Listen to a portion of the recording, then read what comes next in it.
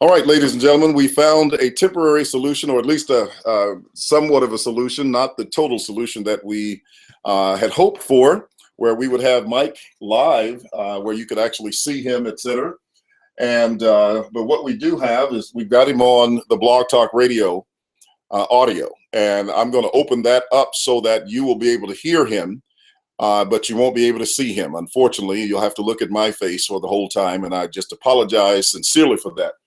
But anyway, let me see if I can get that audio open, and then turn it up where you'll be able to hear him. And that's just the best that we can do right now because of some problem that was experienced on his end with the link.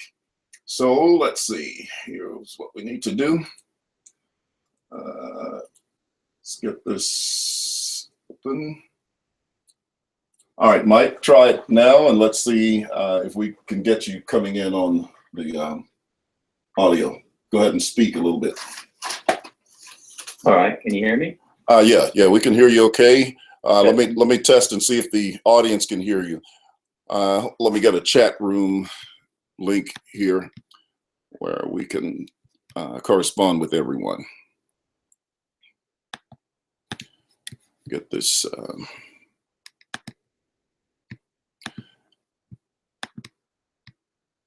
Tell you, okay, we got a few people in the chat room. Let's see if I can move it around a little bit so that we have a little bit better control of it. Let's go this way.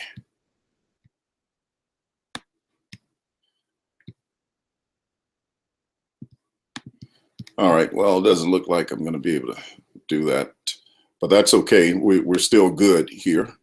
Ladies and gentlemen, I want to welcome you to All Things Fulfilled. I'm William Bell. We have a special guest on today, which is Mike Sullivan, and he's already online. We'll be underway shortly. We're just trying to get some of the details worked out. Ran into a little technical difficulty getting him on the live Google Hangout to start, but we're going to substitute that with having him on audio. And let me just get rid of my glare in the background and get the volume up a little bit, and let's check with the audience to see how well they can hear you. All right, Mike, why don't you say a few things and just kind of say hello or something, or test 1, 2, 3. All right, go ahead. Sure. Well, first of all, I just wanted to apologize because I've made a transition from my PC to a Mac, and the transition has not been going very smoothly when it comes to the video or trying to get back on Skype or connecting to the link you gave me on Google Hangout. So I'm just calling in on my phone, and hopefully we can do it this way. Okay. All right. Sounds good so far. Let me check in with the chat room. I think they can hear you because the volume indicator is coming in loud and clear to me, and it appears to be coming in loud and clear over the internet. But there's something missing here. I cannot find the link to where I can actually enter any comments. Let's see. Let's try it this way. Are you able to hear Mike okay?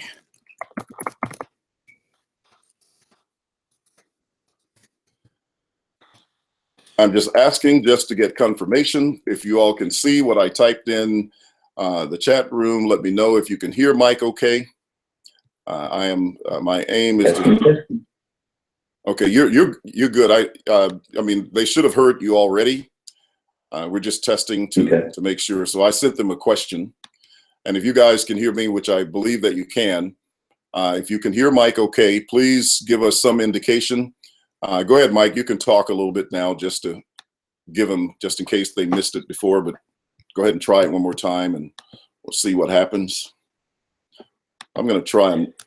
Okay, well, it's nice to be with you again, William. It's been a long time since we've done a show together, and yeah, it's unfortunate with some of these video and computer issues, but this is an exciting topic for me, and I would love to write actually a book on it. So I really do believe that we do have the solution to the Middle East dilemma and some of these issues with Islam and dispensational Zionism, and even how theonomic post-millennialism that's trying to be fleshed out. So hopefully we can get into that here pretty soon. Oh yeah, we definitely have some results. Let's see. I don't think I can see our comments. I think I got it this time. Heavenly Skies. Give me 1 second. I'm going to type something in. How about now? Can you hear Mike and myself? Okay, how's that? Let me know if you were able to hear Mike a moment ago. I know it's not the best solution, but it is a solution for the moment. And if you, okay, good. Heavenly Skies says she can hear you.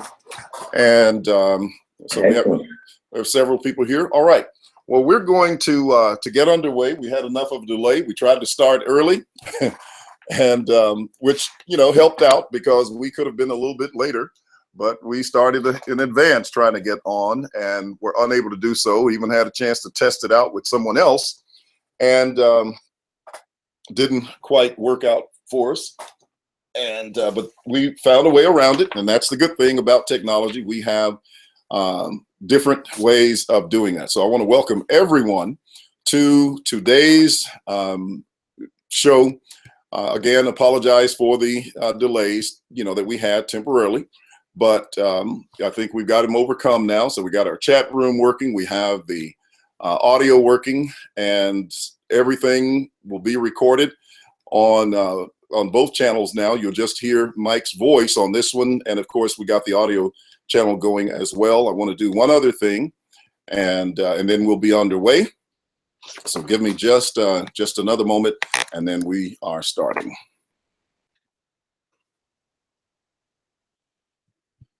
And Mike, I want to welcome you. Yeah, you're right. It's been a while since you and I, you know, did shows together, and I certainly enjoyed the ones that we were doing because they were getting excellent results. Had a good audience of people listening to them. Well, ladies and gentlemen, let me take just a little bit of time here to introduce Mike Sullivan to you. And I'm going by his Facebook page, and he can tell you anything else that he wants to share with you. But he's the author of a book called he's the author at fullpreterism.com, which is his website. I would encourage you to write that down. I'll type it in later. I think his site was done by yours truly, if that's the right one. He was formerly self-employed at treeoflifeministries.info. He studies the medicinal use of fruits, vegetables, and herbs at Kingdom College of Natural Health. That's a man after my own heart that believes in the natural healing and medicinal purposes of the foods that we eat, etc., and the herbs that are available for us. And I need to get more into it, but I certainly love that idea. He also studied theology at the Master's College in Newhall, California. Studied, that is California, right? And not Canada? Yes, and Okay. also graduated Calvary Chapel Bible College. Yes, that was next on the list. He graduated from Calvary Chapel Bible College at Twin Peaks, California. He went to Woodbridge High School, lives in Sylvia, North Carolina. He's married to Denise Sullivan, and has a following on Facebook, of course, and of course in the preterist community. His name is well known. He does excellent work and is a pleasure to work with. I've done audio broadcasts with him. We did a team show before, and of course he had his own show, and so Mike is well respected in the preterist community. And today he is here with a very special lesson, one that we had some inquiries about in terms of Islam, and he's been doing some studies on Islam, and I like some of the things that he said. So Mike, again, welcome to the show. And but one of the statements that he made was the following, and he said when he began to examine debates on Muslims and Christian apologists, he noticed that there was this void there, that there was a shortcoming there, a difficulty, a weakness, an Achilles heel, and that caused him to began to study this a little bit more. Well, that's similar to an experience I had both with the Muslims and with some other areas, and I think it's interesting that he sort of came by way of the same conclusion.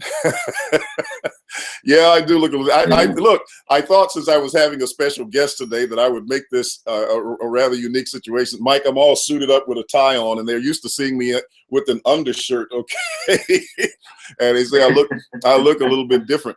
But I thought I'd do this a little special in honor of my guest, and so just I'm a little. all dressed up too. Oh well, man, it's a shame we can't see you. And see, I would have been out of character if I had worn my undershirt, for today. So I'm glad I was thinking this way. But I really didn't have time to change clothes because I just had enough time to get dinner and then to get here. All right, well, very good, and it's always good to have someone on the call with you because it just makes it a lot more conversational, makes it a lot more interesting, and a lot more fun. So with that, ladies and gentlemen, I want to welcome Mike again, and just ask Mike the following question. Unless you have any, do you have anything that you would like to say before we move into the actual material? Not much. I mean, like you, well, I began studying Islam when I started watching the news and seeing the formation of ISIS. And, the question that was begging is ISIS really portraying Islam correctly? Is ISIS even Islam? Because, you have the liberal media telling you it's got nothing to do with Islam. So this began a process of study for me.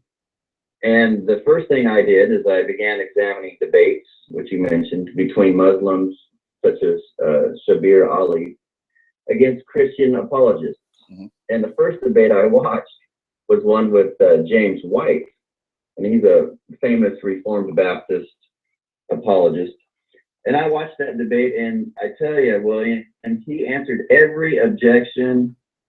Just really took Shabir to task on everything. But when Shabir made the following argument, he literally, and I mean literally, did not respond. Shabir made the comment, well, we can't trust your understanding of Jesus, that is the New Testament scriptures, because that revelation has been perverted in that it portrays Jesus as a false prophet. He clearly promised that he was going to return in the lifetime and generation of the first century. The Apostle Paul went on to confirm this, and he cited 1 Thessalonians 4. And he says, therefore, Allah gave new revelations to Muhammad to correct this. So, and I wrote to James. Yeah, let me interject just a little bit right there. I had a similar experience years ago. I want to say this was back in the 70s, I think it was. But at any rate, there's the Black Muslim paper called The Final Call, all right, that Louis Farrakhan publishes. And they put out an article in that paper basically saying, here's how we know Jesus was a false prophet. And they cited all of the passages that have time statements in them, not all of them, but they cited several of those. They went to 2 Peter 3, they used Mark 8:38 and 9:1, and a couple of other passages, and emphasized the fact that Jesus said he was going to return in the first century, and he didn't do it. And they said that's why they knew that he was a false prophet. And this is not simply common to the Muslims. I mean, even the Zionist Jews do the same thing, and others. But this was a common experience that I shared. And so to hear you say it, I just understand perfectly where you are, but I'm going back over it for the sake of the audience to let you know how significant this is, and the fact that these people are honing in on the eschatology of the Bible in order to attempt to subvert or destroy the credibility of Christ, the divinity of Christ, the inspiration of the Bible, and the Jesus as the Messiah. They're rejecting it based on eschatology. And one last point, and then I'll turn it back over to you, and then I'm going to get some water and just let you talk. I was listening to a debate on a channel that I've recently had a debate on, which was Debate Talk for You, which is another Blog Talk Radio channel. And I was listening to two guys who were debating when the law of Moses was fulfilled. And the guy who was taking the position that the law was already fulfilled was just as you said. He was winning every single argument until his opponent raised the issue of eschatology. And from that point forward, the guy totally lost it. So this is what we're saying. This is not only a doctrine, but it's an apologetic for Christianity to understand covenant eschatology. Okay, with that, I've said enough. I'll let you get back and continue on. Okay. Well, so that was the first debate I watched. And, you know, kind of coming from a sovereign grace background, you know, I was almost ashamed and embarrassed with Mr. White representing Christianity when he was just unable to answer that. I went on to watch and study others such as Robert Spencer, David Wood, Sam Shimon, and Anthony Rogers. Now, all of these guys are Christian apologists to Muslims, and I noticed that they really don't have any answers either. So I ended up writing like a six series of articles responding to all these men, including the Muslim debater Shabir Ali. Now, when it came to Sam Shimon, let me back up. When it came to James White, he won't even respond to me as far as the challenge to debate. I guess the closest we've got to him is that he moderated a debate between Don Preston and Dr. Michael Brown, but he claims he won't debate eschatology. I guess that's the reason why he couldn't respond to the Muslim. But it's probably correct. That, you know, it's interesting that James White calls himself a public apologist, basing that on Peter's passage where it says that we're always to be ready to defend the faith. But isn't it ironic, William, that in its context is referring to eschatology? Absolutely. That's exactly right. Here you have a Christian apologist saying he won't debate eschatology, and he cites a passage for his whole ministry that is supposed to defend eschatology. So I pointed that out to him, and I still haven't gotten a response. Then there was Sam Shimon. He actually privately called me a coward. Then he wanted me to go into a public chat room. I went there. Then he blocked me. So I'm not sure why I'm a coward when he's doing that. And he also privately said to me that full preterists are worse than Islam, or worse than Muslims. I asked for some clarification on that, and he said, well, at least they believe in a physical bodily return of Jesus and a physical resurrection at the end of world history. So I want you to catch the power of that, as Don would say. You know, you can believe in the deity of Christ, you can believe in the Trinity, you can believe in God's sovereign and free grace by faith, and yet you are worse than a Muslim because you're full preterist. So, of course, I called him out to debate, and he will not respond. So, obviously, we know who the real coward is there. He shouldn't be name-calling. Then there was Anthony Rogers. Now, this is a guy that's on Sam Shimon's site, and all these guys are famous apologists to Islam. And Anthony Rogers is a partial preterist. So he thought, he too was embarrassed with James White's debate that he couldn't answer this. So the partial preterist, of course, steps in here to try and save the day. So he wrote an article on Matthew 16, 27, 28, and Matthew 24. But if you notice that, he never finished his article on Matthew 24. And the reason why is he kind of got to about verses 35 and 36, and that's kind of where the rubber meets the road. You know, either Matthew 24 is divided or not. He seemed to be going in the direction of Gary DeMar, that it was, you know, all fulfilled in AD 70. So that just shows you right there that even partial preterists can't answer this challenge because they don't really know how to deal with the inconsistencies in the hermeneutic. So I called out Anthony Rogers and I said, hey, look, you've had years to finish this article. You haven't done it. You know, we debate me over this particular issue within Islam and their apologetics. He said, oh, no, let me refer you to Gentry. And I said, no, Gentry won't debate us either. Never mind. So, you know, David Wood and Robert Spencer, they don't contact me back either. So, and I did contact Shabir Ali, the actual Muslim. I gave him my arguments briefly.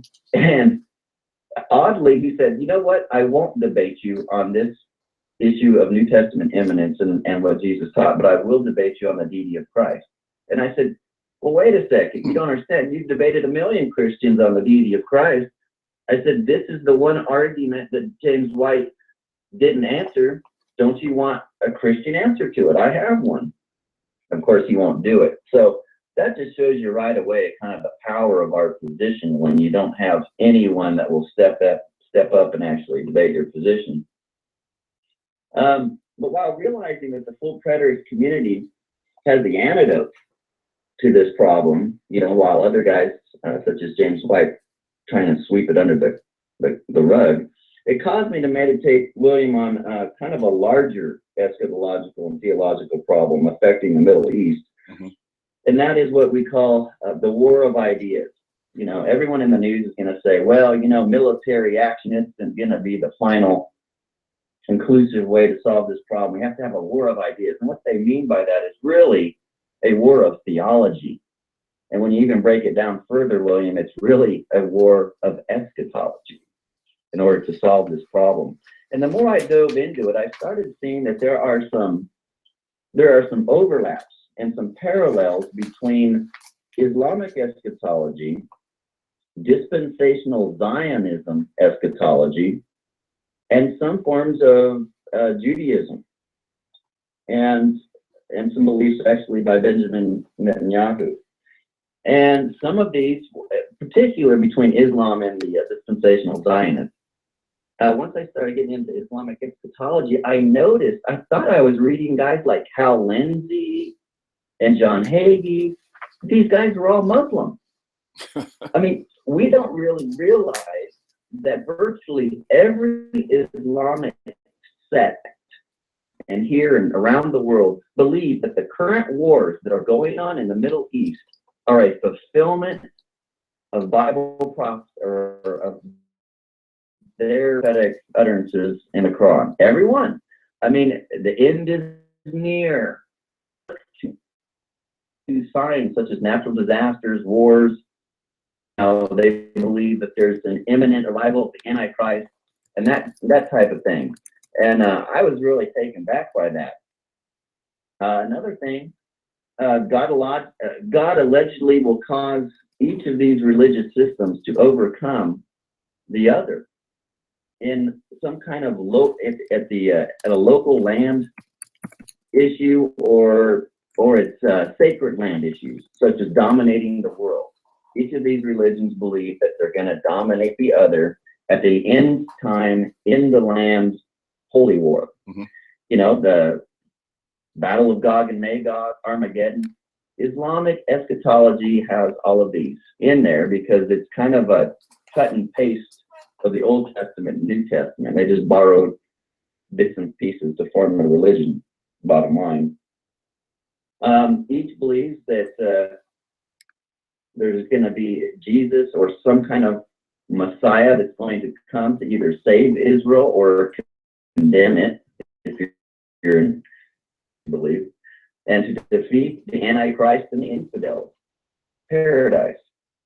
I wanted to throw in postmillennialism in that series of articles because if you think, maybe we can get into that a little bit at conference, but especially or theonomic postmillennialism, or Rushdoony, they believe in this world domination that the gospel's going to have.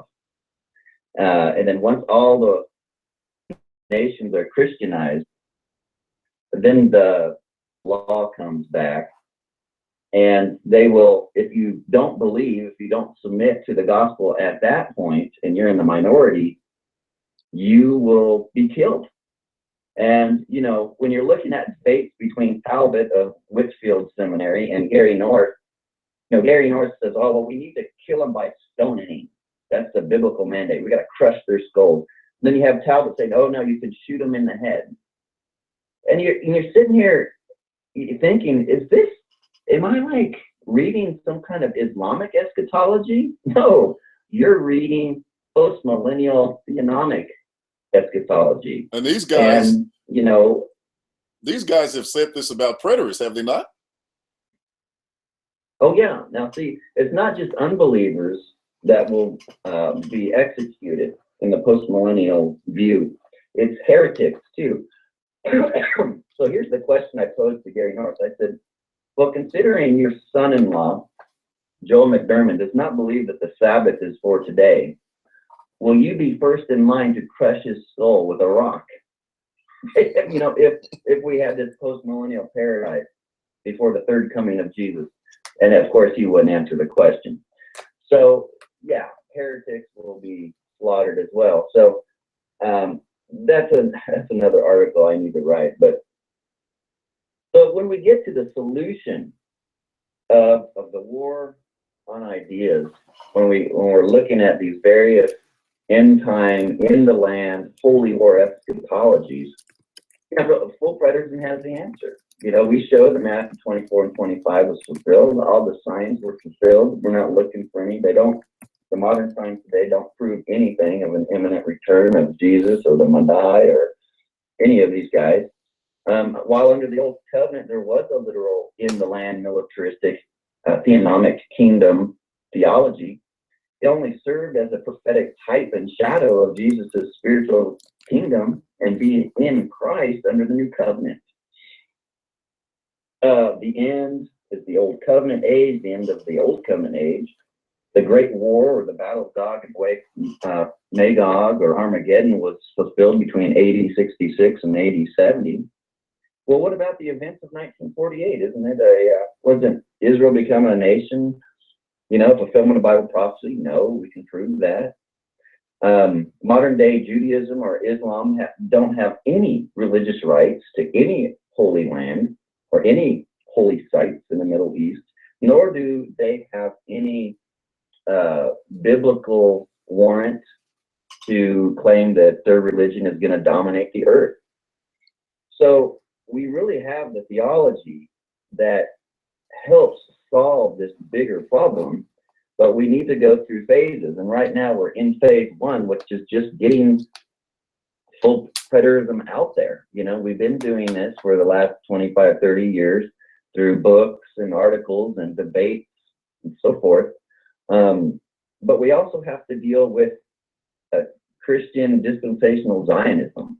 We have to take the plank out of our own eye, so to speak. So we have to do some house cleaning within Christianity itself before we can really take on Islam on a wide scale anyway. And we also have to begin doing debates with Jews and Muslims. Has Don done a debate with a let's talk about that. quote unquote Jew today who would say that Jesus isn't Messiah because he was a false prophet, or any kind of Muslim so far? I haven't. I've only been able to do articles. But see, as full preterists, we need to step out and engage some of these other eschatologies. Let's talk about that a little bit, Mike. Let's talk about that a little bit. Now, Don has reached out to the organization JewsForJudaism.org and requested debate with them, but they have refused. Now, they are another group that has these statements on their website. This is how we know Jesus wasn't the Son of God, wasn't the Messiah, because of his promises to return in the first century generation. So there have been attempts to engage them. I can't think of any Muslims who have been engaged on the end time. I know that there are, for example, Holger Neubauer, who has made an appearance via audio on this broadcast, has debated a Muslim before, but it wasn't about eschatology. So I haven't seen any of them that have engaged in debates on eschatology, which is an area that, you know, that we need to engage in. But something else that you said, I thought was interesting and deserves some comments, either now or later. You can work them in when you want. And that is, I mean, we've been doing this for, you know, for example, I have been doing it for over 30 years. We've been teaching. And of course, it was slow go to start. And then we started a publication, you know, back when we was working with Max King, called The Living Presence. Ed Stevens had one called Kingdom Council, and Charlie Geiser had one. So there were a few papers that had started, and then we started to write books, and then the internet, you know, became available. You know, we got initiated into use of computers, and we're still struggling with that today. But having used computers, then we began to, through those publications and through websites, etc., we began to reach a lot more people. But there still seems to be this kind of creep along to one degree. Now, we're moving at a much faster pace than we had in the past. But I say this for the sake of the audience, for you to understand that there's a lot more work that needs to be done and a lot more effort that has to be put in. But also, we've got to have a lot more resources to be able to enable us to do some of the things that all these folk who are raking in the millions of dollars from these people who can do all kind of TV programs and everything. I mean, we got to get preterism on main television. I mean, or at least on some of these big satellite TV shows and everything else, and just get it out there. So, I just thought I'd throw that in, that we've got to be thinking larger as we go along, so that we can get to that multiplication stage for the view. Anyway, go ahead. Amen. So phase one is what we're already doing: publishing, writing, debating, all millennialists, premillennials, postmillennials. Okay, we've been doing that, but we now need to enter into phase two, which is debating Muslims, debating quote unquote Jews. And I say that because I really don't see a modern day Jew being a Jew after 80, 70 because of what happened in the temple and the genealogy and so forth. So, and after we do that, then phase three would be kind of exposing the public at large that we have the answer to these issues. And we could probably do that through developing at least 3 movies. And I've been writing some movie proposals, themes, plots, and so forth, trying to get that started.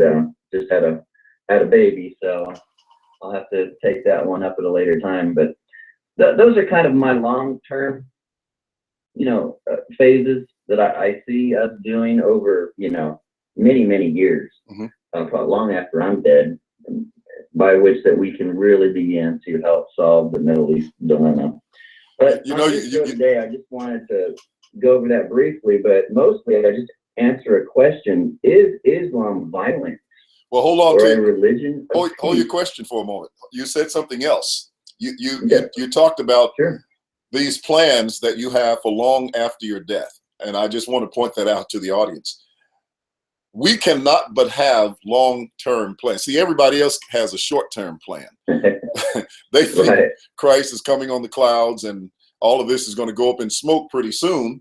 But you see, as preterists, we have to think way down the road. I remember having a mentor one time, and he asked us when we were in one of his sessions, he says, "Where is your 500-year plan?" And I tell you, you could hear a pin drop in the room for most people, but it resonated with me because of my preterist background. And I'm saying, ideally, we need 500 and 1,000-year plans, in order to be effective at what we're doing, and realize that we've got to be laying foundations for generations to come. So it's a good point that you made. I just wanted to chime in on that just a little bit. Go ahead. Amen. So yeah, this is where I was in the beginning of my study of Islam. Is it really a religion of peace, or is it violent, or what? And so I just kind of started studying, and what I want to do is take you and your viewers and listeners through at least 6 points. First, trying to understand the Sunnah, that is the way of the Prophet Muhammad, understanding their doctrine of abrogation, understanding the violence that is explicitly taught in the Quran. 4, understanding their doctrine of deception. 5th, understanding what is entailed in obeying Sharia law. And all of this will lead us to understanding the last point, number 6. There are really only 2 phases of jihad, and there's really only 2 kinds of professing Muslims in the world today. But before I wanted to get into all those points, I wanted to talk about the origins of Islam. And Robert Spencer maintains, and he's kind of picked this up from another Christian Reformed apologist, Robert Moore, I believe, who maintained, and there are others that aren't even Christians, they're historians and archaeologists that come out and say they don't believe that Muhammad was a historical figure. And that was one of the first things that kind of caught my eye. And he writes in his book, A careful investigation makes at least one thing clear. The details of Muhammad's life that have been handed down as canonical, that he unified Arabia by the force of arms, concluded alliances, married wives, legislated for his community, and did so much else, are a creation of political ferment dating from long after the time, at least 150 years or so, he is so supposed to have lived. Similarly, the records strongly indicate that the Quran did not exist until long after it was supposed to have been delivered to the Prophet of Islam. Did Muhammad exist as a prophet of the Arabs who taught a vaguely defined monotheism? He may have existed, but beyond that, his life story is lost in the midst of legends like those of Robin Hood and Macbeth. As the prophet of Islam who received, or even claimed to have received, the perfect copy of the perfect eternal book from a supreme God, Muhammad almost certainly did not exist. There are too many gaps, too many silences, too many aspects of the historical record that simply do not accord and cannot be made to accord with the traditional account of the Arabian prophet teaching his Quran, energizing his followers to such an extent that they went out and conquered a good part of the world. That's taken from his book, Did Muhammad Exist? Pages 214, 215. If you want to listen to a good debate between Robert Spencer and David Wood, both of these guys are Christian apologists to Muslims. They actually debate this issue. David Wood does believe that he historically existed. Robert Spencer, who's on Fox News, believes he didn't. So just throw that out there for your readers. Now, this is in contrast with Christianity right off the bat, right? We know that Jesus existed because we have the Gospels, we have the rest of the New Testament. It was written during and shortly after the life of Christ, not hundreds of years after Christ. We know it from Josephus, an unbelieving Jew. We also have it from Tacitus and Pliny, who are, Roman sources. And these sources verify that Jesus was, one, a historical figure, two, had a brother named Jesus, three, performed miracles, was crucified under Pontius Pilate, fifth, was raised and claimed divinity. While this is debated in Josephus's statement, I will acknowledge that. Number six, and that Christians worshiped him as a god, the Romans clearly taught. So we have plenty of historical evidence for the life of Jesus, what he claimed, and what Christians were doing. And we don't really have that in Islam. And that's why you have them fighting over these 600 plus hadiths and what's, really original, what's a forgery and so forth. It's, we're not going to get into all that, but that's kind of a big mess. Yeah, but they don't have any. Another interesting thing I found is that, supposedly, when we see this in Mormonism, oops, there's a little bit of an echo. That was. Hello? Go ahead. That was me. I just turned my mic on, but I turned it back off. Okay, good. Another thing that's interesting that you see in Mormonism too is that Muhammad supposedly got this claim that Allah originally gave the Jews the Old Testament. Allah gave the Christians the New Testament, but they perverted the scriptures and added to them, and thus Allah's revelation was no longer pure, and so he had to start over with the Prophet Muhammad. But this creates a contradiction right off the top of the bat, doesn't it? Because, and they always say that when you ask them about all the contradictions in the Quran and Hadith, they just claim that no, it's impossible. It's when Allah gives revelation, such as in the Quran, it's clear, and God's all powerful to preserve it. Well, if God's so powerful that he can preserve the Quran from corruption and contradiction, then how did Allah get the Old Testament and the New Testament so corrupted? So that's kind of a major problem for him. And when we talk about revelation, Muhammad was supposed to be the last prophet after the line of the Jewish prophets. Well, we know as full preterists, this can't even be, because according to Daniel 9, 24 and 27, 1 Corinthians 13, 8 through 12, that the office of prophet and the gift of prophecy itself ceased at the second coming of Christ at the end of the age, at the end of the Old Covenant age in AD 70. So, Islam is kind of a non-starter when you look at it that way. Now, charismatics can debate Islam, and they can debate, the deity of Christ and show the contradictions in the Quran and all that stuff. But can charismatics, William, really deal with this issue of of claims of prophecy and the office of prophet not continuing? No, they can't. No. It's only the full preterists that can. Yeah, that's correct. I talked a little bit about that this past week. One of the things that, and this amazes me about, quote, the charismatic preterist, is the fact that before they began to accept the preterist view, we debated them when I was an amillennialist about when the gifts ceased, about when those miracles would, come to their consummation. And their argument was always, these gifts will continue until the coming of the Lord. And they would quote 1 Corinthians 1, 7, and 8. We had a very famous guy who would debate guys in the Church of Christ all the time. His name was Billy Lewis, and he was right here from Memphis, Tennessee. I had an opportunity to talk to him a couple of times before he died. And we were discussing it. And that was his main thing. We had a very popular debater among us who was an excellent scholar, but he got in a debate with a guy by the name of Ben Franklin, who was a Pentecostal, and the only way he could get out of the dilemma was to admit that 1 Corinthians 1, 7, and 8 was fulfilled in 70 AD. So now that these guys have accepted covenant eschatology, the preterist view that all things have been fulfilled, I don't understand how they are still trying to push the miracles beyond 70 AD. But that's exactly what some of them are trying to do. Now, I have to say, partially to my credit, but also to Don's and the rest, that we have at least a couple of churches that very early on converted from both dispensationalism and their charismatic paradigms,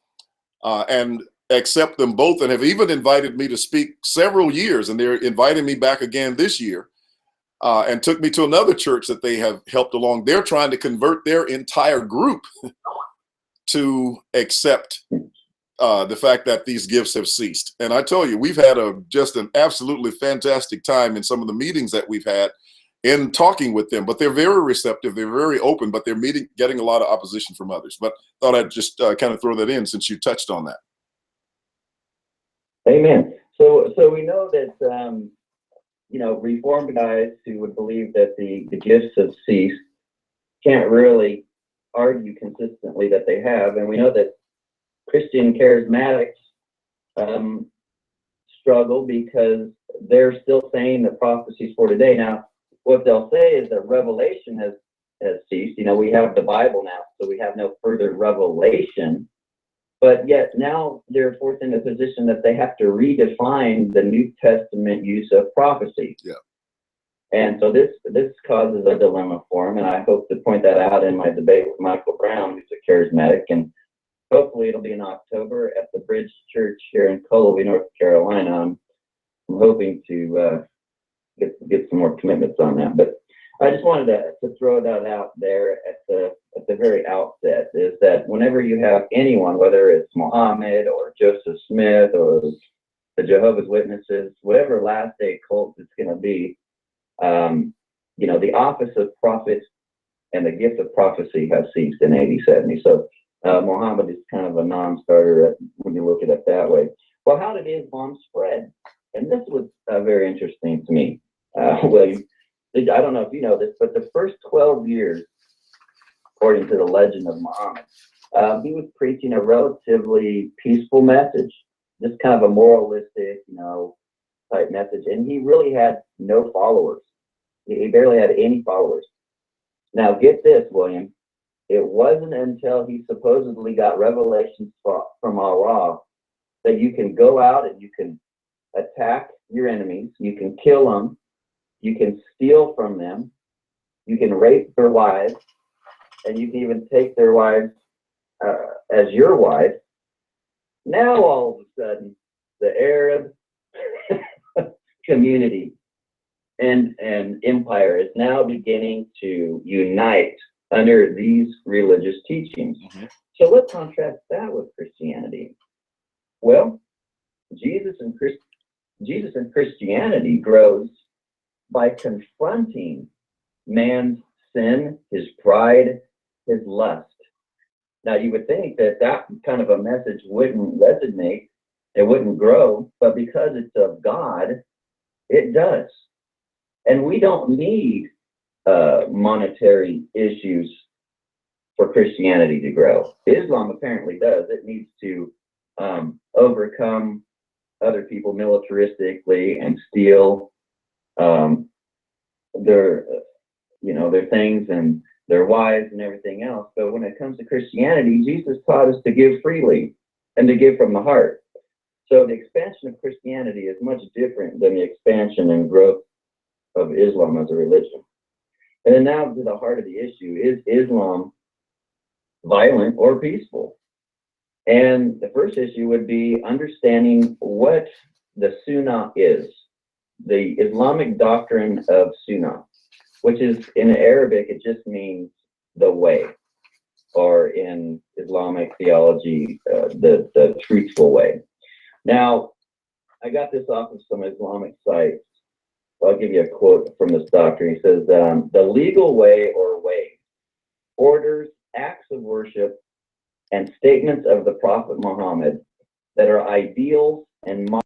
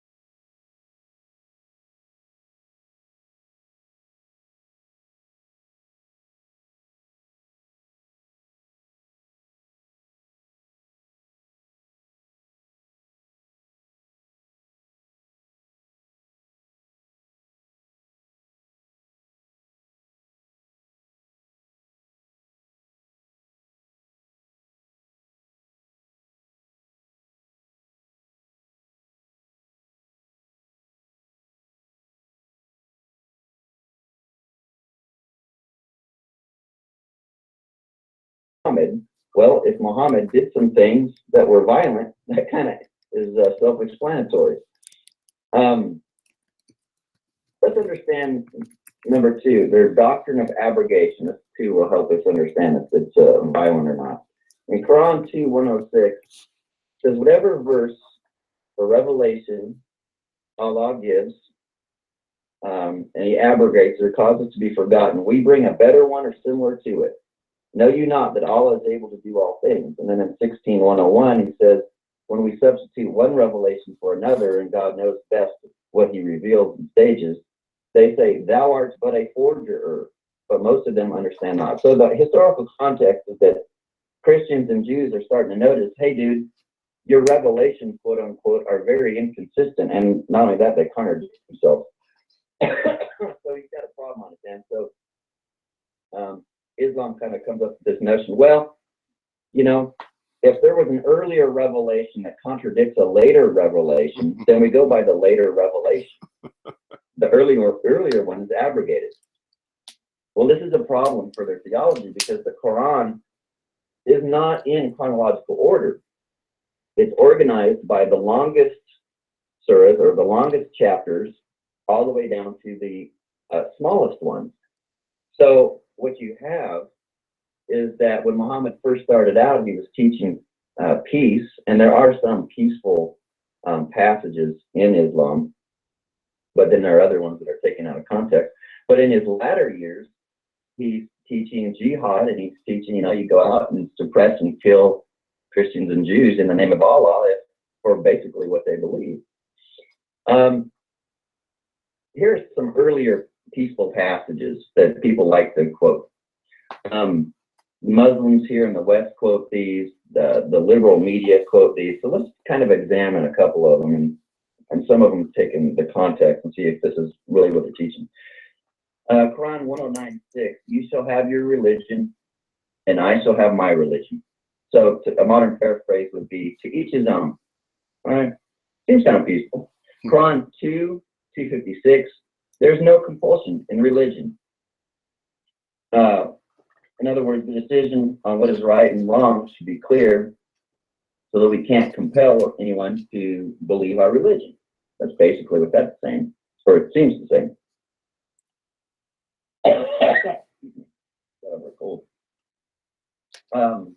Quran 5:32, CNN quotes this out of context. It says basically to kill someone it would be as if he killed all mankind. And if anyone saved one person, it would be as if he saved all mankind. But you got to look at the whole context of the passage and then the verse that follows it. So let's do that. It says, on that account, we ordained for the children of Israel. Okay, this isn't for Muslims. Because we ordained for the children of Israel that if anyone slew a person, unless it be for murder or spreading mischief in the land, it would be as if he slew the whole world. And if anyone saved a life, it would be as if he saved the whole people. Then although there came to them our apostles with clear signs, yet even after that, many of them continued to commit excess in the land. Now, look at verse 33, the next verse. These guys never quote this. Says the punishment of those who wage war against God and his apostle, which is Muhammad. Now this is instruction to Muhammad and Islam. The previous verse is talking about what the Old Testament says. All right, that was the peaceful one. Now look at the next verse. The strive with might and main for mischief through the land is execution, crucifixion, or the cutting off of hands and feet from opposite sides, or exile from the land.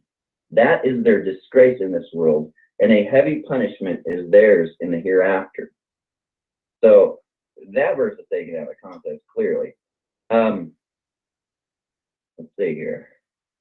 So what Muslims are to do to others in their land, if they practice quote unquote mischief or quote strive after corruption, in the Quran can be such things as committing adultery or homosexuality, preaching another religion other than Islam, becoming westernized, committing apostasy, violating Sharia law, having a foreign army in a Muslim land. So these are all excuses or reasons why they can kill someone. That's not, when you take that passage in context, that is not a peaceful passage. Now let's move on to hateful and violent mandates contained in the Quran. Now again, these are revelations that come after the alleged peaceful ones. So according to their doctrine of abrogation, these are the marching orders. These are the ones that they are to follow. And the famous one is taken out of Surah 9:29. Fight, which in Arabic means to war against or kill those among the people of the book, that is, Christians and Jews, who do not believe in Allah and the last day. Do not forbid what Allah and his messenger have forbidden, and do not profess the true religion, till they pay the poll tax out of hand and submissively. So the immediate and historical context teaches that Muslims are to fight and kill or enslave Jews and Christians as a source of income because they have heretical beliefs and do not believe in Islam. So they're not to fight against Jews and Christians because in any kind of defensive battle.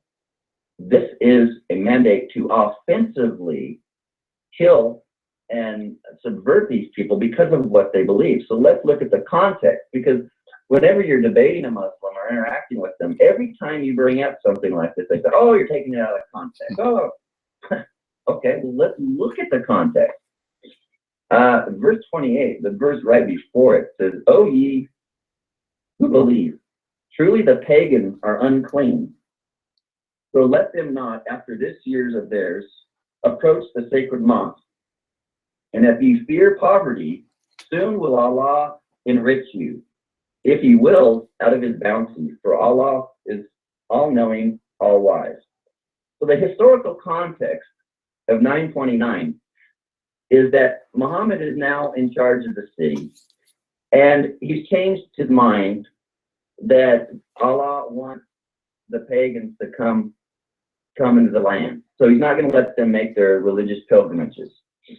And this causes all kinds of problems for his followers because, hey, wait a second, we were able to kind of trade with them, exploit them a little bit as a source of income. If they can't come in here, how are we going to pay our bills, dude? Well, that's when we get the revelations where, you can kill, steal, rape. So, Allah and Muhammad's antidote to this is, don't worry, guys. We're going to be able to steal some stuff, and we're going to go on the offensive and take some stuff. Yeah, so as long as to their advantage, they can do those things. Yeah. So now you see, and then if you go on after verse 29, I don't want to take up a lot of time on this. If you look at the whole passage in context, it's clear that they are to fight offensively, not defensively, the Jew and Christian, because of what they believe. This is not a fight of defense. So whenever a Muslim says, oh, you're taking 929 out of context, just say, well, let's open it up and let's see what the context is. There are other hateful and violent passages. 551, O you who believe, do not take the Jews and the Christians for friends. They are friends of each other. So you're not supposed to be a friend. You're supposed to strive hard against the unbeliever and the hypocrites. 973, Allah has fought of the believers, their persons and the property for this, that they shall have the garden. They fight in Allah's ways, that they slay and are slain. This is so many. Even in the Bukhari, I'm not going to go through all these, but just for the sake of time, I'll go ahead and list a whole bunch of them for you on the side or something if you want. But so far, what have we learned?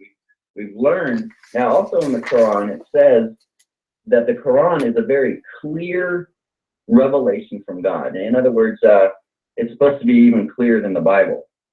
And yet it is such a hodgepodge because it's not written in any kind of thematic, chronological order in any way, shape, or form, like, the Bible has parts that are either chronology, or there's, it's written in a particular genre, or there's a theme that's developed in the epistle. I mean, you don't have that in the Quran, and yet it says it's the clearest thing in the world.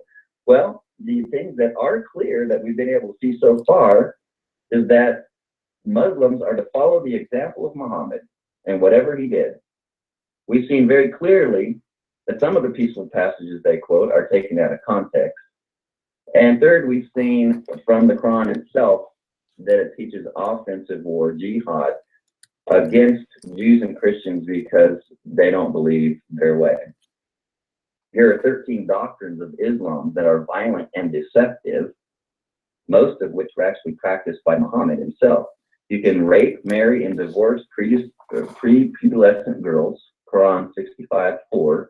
You can enslave for sex and work, Quran 4:3, 424, 589, 33:50, 58:3, 7:30. Tell you what, I'll just post these, but I'll just go through them without saying them. You can beat sex slaves, work slaves, and wives. You need 4 Muslim male witnesses to prove a rape. You can kill Jews and Christians if they do not convert or pay tax. You can crucify and amputate non-Muslims. You can kill non-Muslims to receive 72 virgins in heaven. You can kill anyone who leaves Islam. You can behead non-Muslims. You can kill and be killed for Allah. You can terrorize non-Muslims. You can steal from non-Muslims. You can lie to strengthen Islam. So, William, when we're looking at ISIS or we're looking at Osama bin Laden and Al-Qaeda, are these extreme radicalists? Are these people that are perverting Islam, or are they just following the examples of Muhammad and the Quran? Well, I'll take it as Yeah. Can you hear me? Yeah, I can hear you. I have my mic muted so we don't get the feedback. But yeah, I see exactly what you're saying.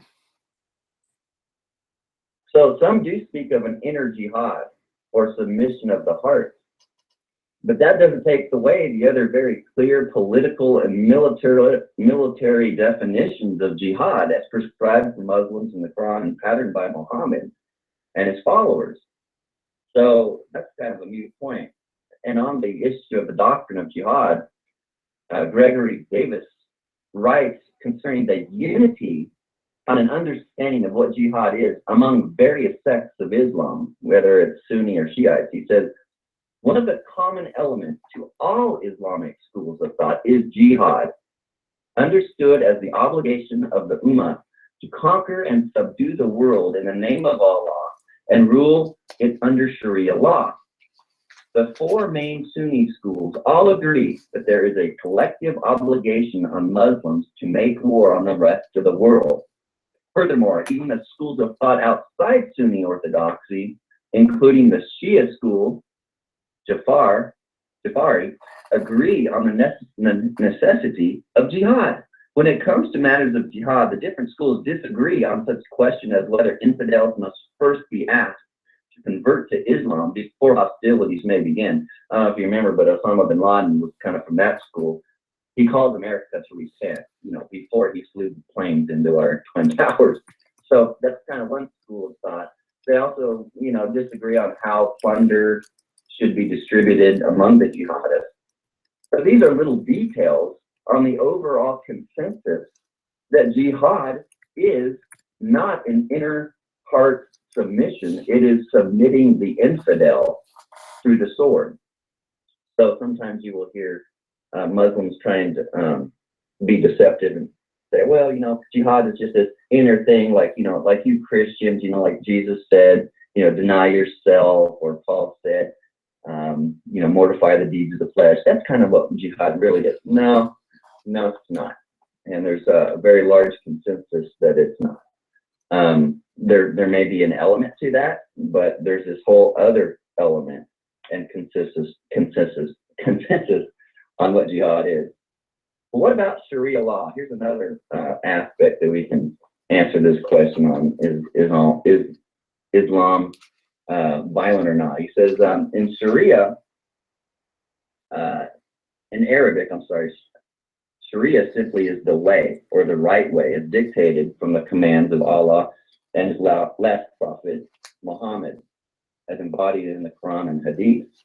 So in Sharia law, it informs and tells Muslims how to pray, how to wash their hands, instructions on the method of taxation, how to perform military policy and strategies. And here's the one that we really want to focus on. Sharia law informs Muslims how to form and execute punitive punishments for those guilty, like I said, of adultery, homosexuality, apostates, how to repress other religions. It's the go-to book on how to enforce blasphemy laws, that is punishing any non-Islams for anything critical they say of Islam, how to wage jihad and usher in Sharia into other nations when Muslims are in the minority or the majority. And Sharia law instructs them how to lie and deceive their enemies in order to impose Sharia and jihad. So this is really important because the liberal media tells us that it's only extreme Muslims that want to impose Sharia. And we really don't have those in the United States. Oh, really? Because here are the facts. 51% of Muslims in the United States want and support Sharia law. 77% of Muslims in Asia want it and support it. 64% in Africa, 99% in Afghanistan, 91% in Iraq, 84% in Pakistan. So the facts really are that Islam is not or peaceful Islam is the majority, right? That's where we get a little more media text. Like, well, the peaceful ones, they're the majority, and these guys that believe in Sharia law and imposing that's the minority in the world, and that's definitely the minority in the United States. That's not the case. That's just not the facts. Robert Spencer correctly writes, America's most respected Islamic leaders and scholars also want theocracy, not democracy, and even advocate trading the Constitution for the Quran. Yeah. Examples of this, Pamela Geller is another great outspoken opponent of Islam, and she gives all kinds of examples where, okay, so right now in the United States, they're the minority, and they realize that they can't do Sharia law here. They can't do jihad militaristically, so they do it in other subtle ways to pave the road. So how do they do that? Well, they get into our schools, and so she points out how in some places where Islam has a foothold here in the United States, they're actually getting a hold of our school curriculums and paying Muslims as believing all these wonderful things. They're imposing on Christians and other kids that they can't pray during school, but the Muslim kids have a time where they can pray. How about in the workplace? Some places in the United States, Muslim activists are kind of in bed with the unions and have intimidated the unions. So in the workplace, some Muslims are allowed to stop work and pray for extended long periods of time. Now, they don't do that in Iran and Iraq. They're to pray before work, after work. But here, they do it kind of as an outward show as dominance. But the Christians and Jews, they're not allowed to stop work and pray. So here's kind of an example of Sharia law and, the blasphemy laws, where if you're in another country and you criticize Islam, you're put to death. I mean, that you go preach on the street, on John chapter 3 or something, you're dead within minutes. But the blasphemy laws here in the United States, what they've done is they're in cahoots with the liberals, right, with their safe spaces and their politically correct jargon. They get in bed with them, and they get them to enforce these laws that you can't be critical of Islam. You can't say anything negative about Islam. Now, again, I mentioned David Wood, who's a great debater. I love his stuff. He actually went to Dearborn, Michigan, and they were passing out tracts to Muslims, and Muslims were passing out tracts on public property. And these people have a foothold in the police department there. And so the police actually came and arrested David Wood and some of his Christian buddies who were just out evangelizing. And they were put in jail. But all the Muslims could pass out literature and yell and cuss and do their thing. But if you're a Christian and you just hand out a tract. So we're kind of reaching some places here where we're almost starting to look like Europe and England. And I don't know if you've seen any videos of what's going on over there. I mean, they can't even walk in some of their own cities that used to be their own cities because Muslims have taken it over. And if you're a woman and you're a citizen of England and you walk down one of their streets that used to be one of your streets, you will be beaten to a pulp if you are not dressed properly. So this concept that Muslims really don't want to enforce Sharia law is just a huge myth, and it's just a lie. But what about Sharia law as it's contrasted with Mosaic law and Christianity in general? And I was kind of thinking about this. You hear, well, the Bible's violent too. They always say that. Well, there's grace and there's love expressed in the Bible message to Abraham and Moses concerning the promises of the land and the formation of law. There's not a lot of grace or love contained in the Quran in its system, which is just a legalistic works-based salvation. Notice that God's love is expressed in his covenant with Abraham. Now you have to remember, in ancient times, when they would make a covenant, when two men would make a covenant, they would cut in half an animal, and they would hold hands, and they would walk through the middle of this animal that's just been torn apart. And basically what they're saying is, if you don't fulfill your part of the deal, you will be like this animal. All right? So, but notice what God does with Abraham. He puts Abraham asleep. And it says that God alone walked through the animal part. Well, what's that communicating? It's communicating that salvation is of the Lord. It's communicating that salvation is by grace through faith alone. That is what it's communicating. So there's a big difference when God is making a covenant with Abraham about his descendants, about a land. We see nothing but grace, and we see nothing but God's unconditional love expressed. We don't see that in Islam in any way, shape, or form. But what about Moses as a prophet and a lawgiver? God graciously redeems Israel first before giving Israel even the law. He's going out of his way to show his gracious attributes, his love, his mercy, his long suffering with Israel. Now, when God does establish, well, even before he establishes the law with Israel, what does he do? He does miracles. These miracles demonstrate that God can be trusted. When he gives the law, we know that it comes from a living and true God, because we're looking at these miracles. Do we see any of this in Islam? No. In fact, the Quran tells us clearly that Muhammad did not perform any signs at all. Well, that's kind of another problem, because biblically, William, a prophet is to perform signs to validate that he's a messenger of God. So once again, Muhammad as a prophet is a non-starter. Even the Mosaic law was gracious in and of itself, because it called Israel to love their Gentile neighbors and to treat them as equal in the land when they entered into covenant with Yahweh. Why? Because they too were once aliens in the land of Egypt. Look at Leviticus 19. In Islam, Muslims are superior to others because the others are lower than animals. So Muslims are to rule over them as a source of income and kill them because they're lower than the animals. So you don't see this humility, you don't see this love, you don't see any of this in Islam, contrary to the Old Testament.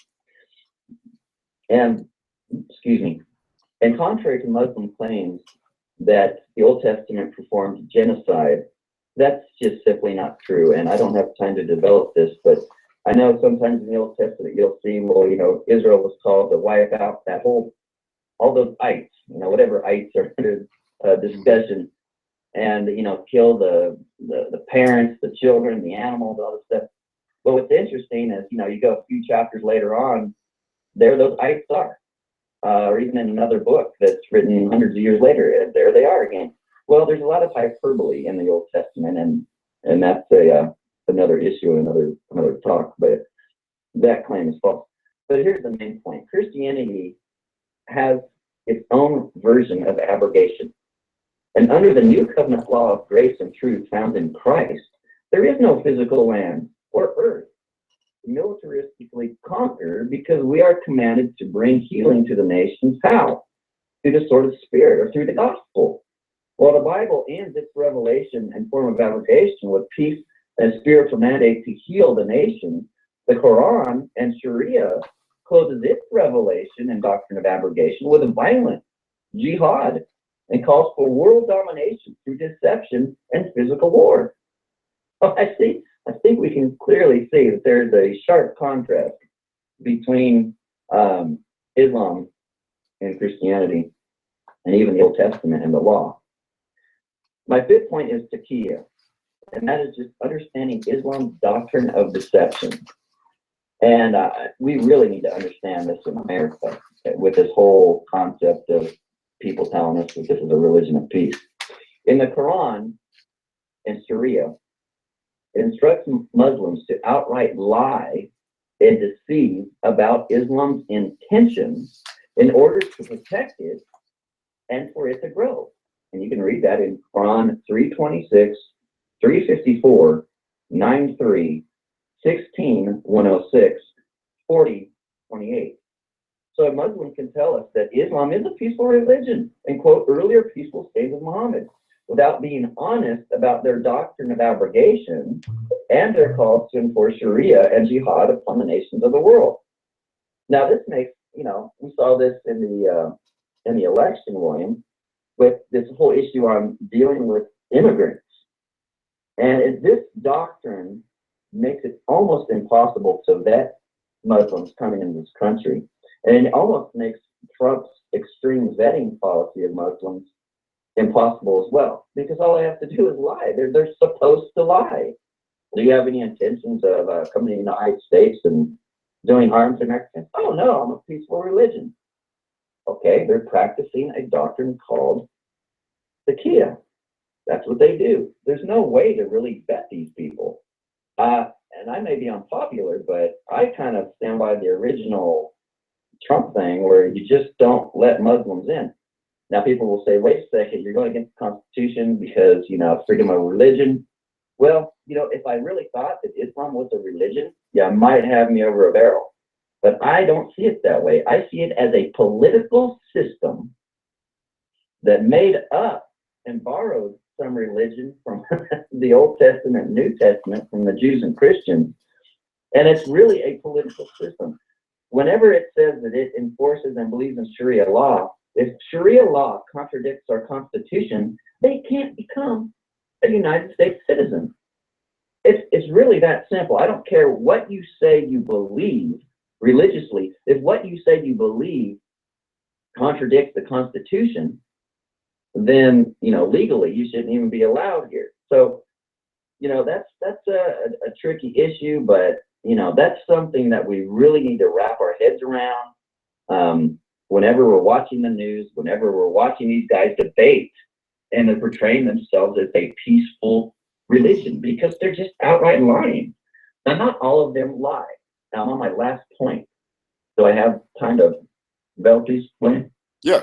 Yes, go right ahead. Okay. Well, my last point is there are two phases of jihad and two kinds of Muslims. So the two phases of jihad would be, first, when Muslims are in the minority, they are taught from the Quran and Muhammad to deceive and portray Islam as a tolerant and peaceful religion. Also, when in the minority, they begin to use Western values and our liberal side of government with its politically correct jargon and safe spaces and all that crap to implement and marry Sharia law and its blasphemy laws with liberal-leaning laws to protect them from being exposed. If you can't pass out a tract that says something negative or exposes Islam, that's what they want. They don't want any opposition. They don't want it intellectually, and they don't want it physically. So we have to be really careful. So that's phase one. When they're in the minority, they lie about their religion, and they try and get Sharia law at least a foot in the door when that's a minority. Now, the second phase of jihad against the unbelievers is when they are strong enough to have a fighting or military force.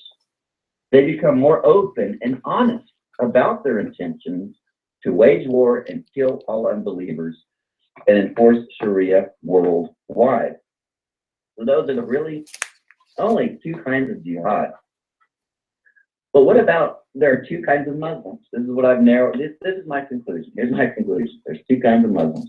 First, there's the true orthodox followers of Islam that are truly violent in nature, and they're secretly planning to be violent. And then two, and I know I hear the listener now, but I know a Muslim guy, and he really seems sincere. I don't think he's lying. He does believe that Islam is peaceful. Okay, let's address that. This is the second kind. This is the liberal. Let me stop there. For my listeners, do you believe that someone claiming to be a Christian who denies the deity of Christ, denies the Trinity, denies the inspiration and infallibility of Scripture, do you believe such a person is a Christian? Well, of course, everyone here listening would say, no, that's just some crackpot liberal. And yeah, there's guys like Dale Allison Jr. who are liberals. These guys know Greek and Hebrew probably better than any preterist theologian or scholar, and even some Reformed and evangelical scholars. They spend their time. They have their own seminaries. They have their own churches, and they've concluded the same things the Muslims have. That Jesus taught that his second coming would take place in the first century generation. It didn't work out. That means that he was not God, like he claimed. And it also believes that the New Testament cannot be inspired. They're using the same arguments that Islam's using against this. Okay? And so they have a full religion that they think is Christian, and they follow Jesus just because he's a good moral teacher. Yeah, he's kind of a good example. We'll follow him. We don't believe he's God. We don't believe Trinity. We don't believe in any of that Christian stuff, but we're Christians. Well, as Christians, we look at them and say, what are you talking about? That is not Christianity. True. It's liberalism, right? Okay. So when we're addressing the second kind of Muslim, this is a liberal. He is an uneducated Western Muslim who does not know what the Quran even teaches, or has deceived himself or herself that Islam can be reformed. I don't know if you guys watch Fox News. There's a guy on there usually named Judy Jasser.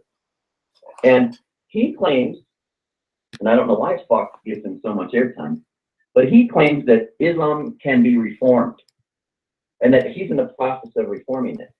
So he's come to the conclusion that you can separate mosque and state, kind of like how we say people are separating church and state. Well, you can't do that because Sharia law demands, Sharia law, civil law is so a part of this, you can't separate the two. It's impossible. So when these guys say they're reforming Islam, we're to understand them like the rest of the Islamic world. They look at them as apostate. They look at them as liberals. They look at them as trying to reform Islam into something that never was described in the Quran or fleshed out for, thousands of years. So, you have to, those are the only two kind of Muslims. They're the violent ones, they're the ones that are deceiving you, or they're the second group. They're liberals, they're uneducated, and they don't really know what Islam teaches, or they're trying to get some kind of following. This guy, Judy Jasser, he doesn't have one mosque following him. He doesn't even have one mosque to support what he's teaching. And yet Fox, and I watch Fox every day. I love Fox News. I'm a great supporter of it. But my beef with them on this particular issue is that they give this guy so much airtime, it gives the impression that there's all these Muslims out there that believe what this guy believes. And there's not. And, I've challenged that guy to a debate too, but I haven't heard back from him. Anyway, William, in a nutshell, that's kind of what we're looking at when we're looking at Islam. I don't see it as a peaceful religion, and these quote-unquote extreme groups out there, they're not extreme. They're just practicing what Muhammad did. They're just practicing the Quran. Yeah, well, let me get my mic back on. Okay, yeah, I think I'm on. Well, thanks, Mike. I appreciate that very much. And you brought out some excellent points. And people really need to be aware of this and understand this. And I couldn't help but, as I listened to you, to draw parallels between Muslims and Zionists with a lot of what you were saying.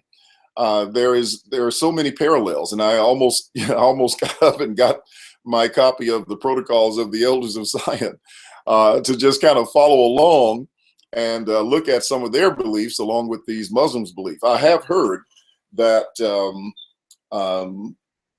even there's Zionist influence behind some of the conflicts between Muslims and Christians, so that it's like they're sort of playing this thing together to get Christians and Muslims destroying each other for their purposes. And so this is a really dangerous situation. It's a really just a precarious situation in which we find ourselves, and the reasons why people should be aware and know these things, to be aware and to not only just be aware of them, but also to speak about them. Because, I mean, you think about it. Who was it who said that, what was the statement? That if you want to know who's in charge or who controls you, it's the people that you cannot criticize. And so when you're listening, yeah, and I can't think of who made that statement, but that was a quote by someone, and maybe somebody on the line, in the chat room knows who it was. But that's one of the things that you need to be concerned about, and I find so many parallels between Islam and between Zionism as far as that goes. But I certainly, can see the tension that develops between, quote, Christians and Muslims, having a Wizard of Oz behind some of this stuff as well. But it makes them both dangerous, very dangerous for us. And I'm amazed that even as you talked about the influences that these people are, these inroads that they're making into our school systems, into our offices. There are places in this country where we have Muslims now controlling pretty much the local governments in some of these areas. I know. And Dearborn, Michigan. Yes, I think is exactly. A good example of that. Exactly. And that's something to really think about. But at the same time, you have the same thing going on with Zionism. I mean, when you can bring a foreign official into this country, and we have a group of people that seem to honor him more than they do the official leader of this country, and I don't care who that leader is, there's something wrong with that. And it just shows you the dire situation that we're in a lot of ways as it pertains to that. And yet Christians seem to be, we're the one religion that everybody wants to destroy, it seems. Islam wants to destroy Christianity. Zionism wants to destroy Christianity. And they both have stated the same in their writings and in their philosophies. What else? Anything else that you want to add? Now, are you going to come back and do any follow-ups from this? Is there a sequel to this, or what do we look for in the future? Well, we can develop that long strategy plan. Well, I was get into Judaic eschatology and look at that, and develop how Christ is the Messiah. We can look at Zionism, dispensational Zionism, and prove, how the Battle of Armageddon has already been fulfilled and that kind of stuff. We can even talk about postmillennialism, and it's up to you. Whatever you want to do. Okay. Well, I was just curious as to whether or not this was the entire thing you had planned for us. I thought I heard you say that you had a couple of maybe 2 or 3 lessons, but maybe you didn't plan to go as long as you do. Look, we have marathon sessions over here. It's now so you've been on an hour and a half. Look, they're just getting warmed. They're just getting warmed up over here from what we do sometimes, and that's on a daily basis. But I know a lot of people are not accustomed to that. But again, thank you very much for your research, your insights, the study that you've done. I'm definitely going to, follow more of the information that you've provided. And once again, tell us how to get in touch with you. And again, and tell us about the book, House Divided, what that's all about. So that people can take advantage of that. And I'm going to put your website is fullpreterism.com, correct? Correct. All right. So I'm typing that in here so people can have it. If you want to go and look up more of Mike Sullivan's material, there's his website. He has a book called House Divided. Go ahead and share a little bit of information with them about how the book came together, and because it's a collaborative effort, and a little bit about what it's about. Sure. I'll just back up real quickly. I've got 3 sites. I got fullpreterism.com, treeoflifeministries.info, and sovereigngracefullpreterism.com. As far as the book is concerned, a while back, 7 Reformed theologians decided that they thought they were going to be able to refute full preterism. They had so many students asking questions about it. We're talking about the phases, right, and having a long-term strategy. Well, it used to be that the futurists just ignored us. They didn't respond to us because they knew that if they responded to us, it was giving free advertisement. It was causing their students to ask questions and to start thinking. And so they knew that the best way to deal with this was just to ignore us and hope that it just we go away. Well, that didn't. Yeah, that phase didn't work. So now we're into the phase where they've actually had to start writing apologetically and trying to refute us. So from the Reformed community, we had a book called "When Shall These Things Be?" A response to hyper-preterism. Right? We're supposed to be hyper-preterists. So what I found interesting about that book when I first got it is there's like 3 classic all-millennialists and like 3 partial preterists. I'm sitting there thinking to myself, this is a house divided. And Greg Bonson and Ken Gentry wrote a book years ago in the 80s, I believe it was. It was called House Divided, The Breakup of Dispensationalism. And Gary DeMar was in that book too a little bit with Gary North. But their premise was, hey, look, dispensationalism is moving to the point where now there's these progressive dispensationalists who are saying, well, you can't make that big of a distinction between the church and Israel. And, some of the promises made to Israel are actually applied to the church. Now, once you start saying that, William, as you know, you give away the farm. And so they wrote this book, hey, dispensationalism has now become a house divided. It can't stand anymore. All right, well, I was a little bit mad when I got a hold of this book trying to refute us because even Ken Gentry was an author. And I said, I was thinking to myself, Ken, you're a house divided. Reformed eschatology is a house divided. Like take Matthew 24, for example. Classic all-millennialist says Matthew 24 is describing the one second coming of Christ, end of the age, judgment, and resurrection. Well, then you have a partial preterist saying, well, no, it was spiritually fulfilled at the end of the old covenant age, and there was a judgment, and there was a resurrection of the dead that happened in AD 70. Well, these guys are content, apparently, in forming this contradiction, and they love writing books, 4 views of the millennium, 4 views, this, that, and the other, because it makes them wealthy. Now, if you really want to solve that problem, you have to step outside the box and you have to realize, hey, wait a second. These are not 2 contradictions. This is not an either or. This is a both and. The classic all-millennialist is correct. Matthew 24 is the second coming. So are the Reformed creeds, by the way, on that. And the Reformed partial preterists are accurate that the coming of the Lord in Matthew 24 and 25, per Gary DeMar and Keith Matheson, happened in AD 70 spiritually. So, these guys, William, did not refute us. They actually formed us.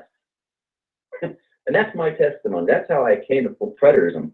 I was in my dorm room at the Master's College. I had just left dispensationalism. And I was kind of getting irritated by being taught it in class and arguing with my professors.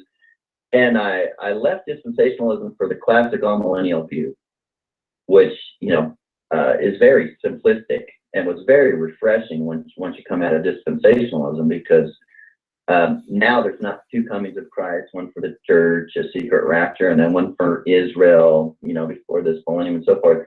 Not 2 peoples of God and all this double. It was just really simple. There's one second coming in the New Testament that takes place at the end of the age. That's when the judgment and resurrection and the new creation is fulfilled, takes place. I loved it. Well, I remember, but then I started reading these partial preterist guys, Gary DeMar, Kenneth Gentry, Greg Bonson, Marcellus Kick.